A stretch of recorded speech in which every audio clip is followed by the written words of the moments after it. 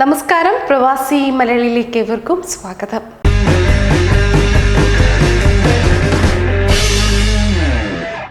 കനത്ത മഞ്ഞുവീഴ്ചയുള്ളപ്പോൾ വിമാനം പറത്തുന്നത് വളരെ ദുർഘടം പിടിച്ച പണിയാണ്.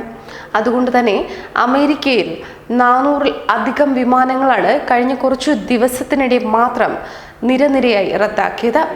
പറക്കൽ മാത്രമല്ല, ടേക്ക് ഓഫും ലാൻഡിങ്ങും എല്ലാം ഈ സമയങ്ങളിൽ വളരെ അപകടമായതിനാൽ വളരെ സൂക്ഷിച്ചായിരിക്കും കൈകാര്യം ചെയ്തു വരുന്നത്. അങ്ങനെ ലാൻഡ് ചെയ്താലോ രക്ഷപ്പെട്ടു എന്ന് കരുതിയ യാത്രക്കാരെ ഭയപ്പെടുത്തിയ സംഭവമാണ് കഴിഞ്ഞ ദിവസം ചിക്കാഗോയിൽ അരങ്ങേറിയത്. അത് വളരെ ഭയാനകമാണ്.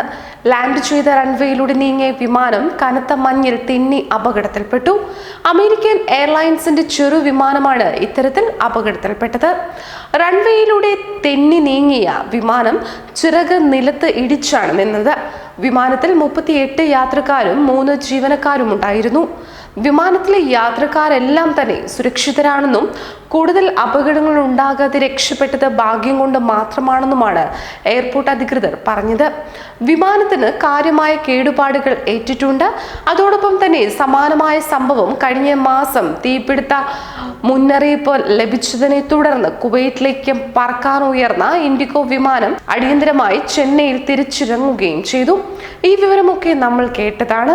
അടിയന്തര ലാൻഡിങ്ങിൽ പ്രവാസികൾ എല്ലാവരും തന്നെ ഭയചകിതരായിരുന്നു.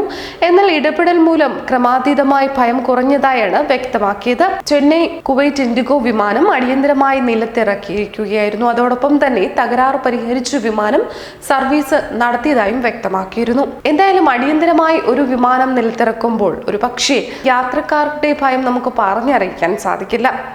മറ്റൊരു പ്രവാസി മലയാളി വാർത്തയുമായി വീണ്ടും കാണുന്നതുവരെ നന്ദി, നമസ്കാരം.